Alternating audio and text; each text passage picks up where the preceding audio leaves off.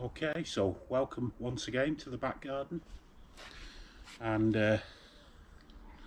today I want to talk about food scarcity again. So it seems pretty clear to me that this illegal war on Iran that's been imposed by the US and Israel isn't going to end really. The ceasefire's a bit fake, there's still stuff going on. So in terms of making sure that you get enough to eat, I decided to make this video and try and share a bit of advice.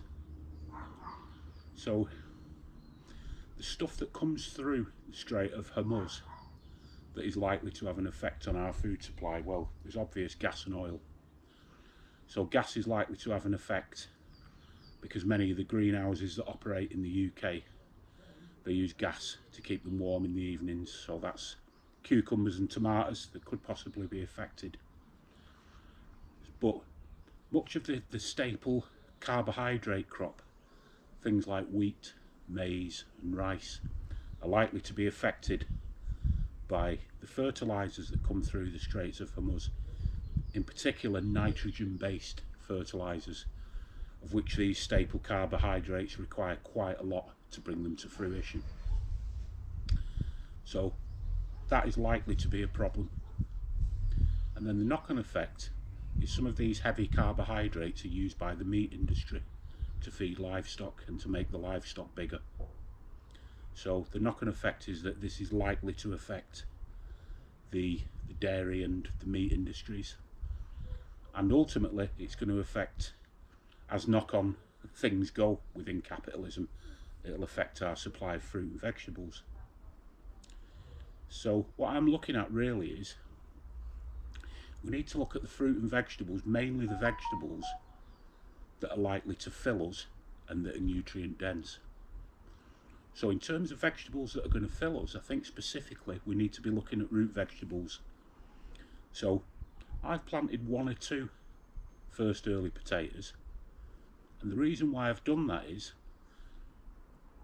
when I've actually cropped those spuds, I'll be able to use the soil in the pots again for growing kale.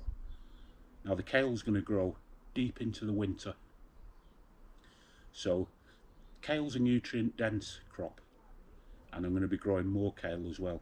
But in terms of what's actually going to fill us, I've planted quite a lot of main crop potatoes, and I've planted quite a lot of carrots that are going to require a full growing season, and parsnips that are not going to be ready until the winter time. And I'll be planting swede in 4 or 5 weeks time. So these crops, one of the great things about them is that they can all be stored. And this is what you need. If there's likely to be any sort of knock-on effect on our food supply because of this illegal war, then we need a sustained food supply that's going to take us into the winter. I've also got an awful lot of leeks that I'm going to plant as well. And this year I've grown onions from seed, and they're going to be going into the soil pretty soon, and they're going to give us a late crop as well. They'll probably crop round about late August, early September. So really, this year's, my food planning this year has been centred around this illegal conflict, and I will be eating some stuff from now through the summer and into the autumn, but the bulk of my crops are really going to start kicking in winter.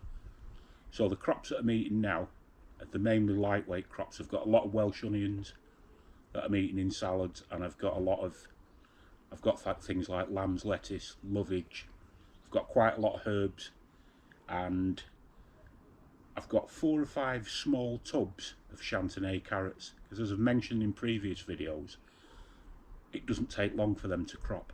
So I'll be eating them during the summer, and then I'll also put a few crops in to back up the winter vegetables that I'm going to have. So yeah, I'd really stick to, if you're in the UK, stick to these big old root crops that are going to be coming in winter, because like I say, they store. Some of them will grow into winter, like swede will happily grow into the winter. Leeks will grow into the winter, and of course kale will grow into the winter. So I've sown some kale now, but I'm going to sow some kale later on, around about July. And I think this successive sowing is quite important when you're looking at food resilience, and we're looking at how to survive something that could potentially go on either for a long time, or if it doesn't go on for a long time, because of the sort of resources that aren't going to get through to us, we have all these knock-on detrimental effects.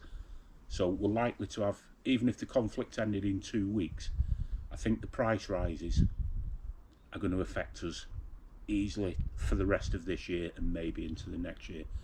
So this could just be a precautionary thing, but as I say, I don't think that America and Israel are going to stop. Just to waffle on about politics for a little minute, Trump has created an incredible amount of debt for America, so he's going to want some sort of return on that. I don't think that he'll walk away from it. He's after Iran's oil, and it seems that Israel are after land. So, as we say in the north of England, this war has got legs. It's not likely to stop. So that's about it for today, really. But I'm going to continue. If I can make any of these short videos that might help a little bit in terms of people being resilient with food, then I'll make as many as I'm able to.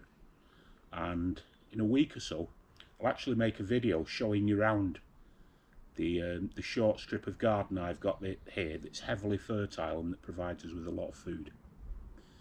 So thanks for watching.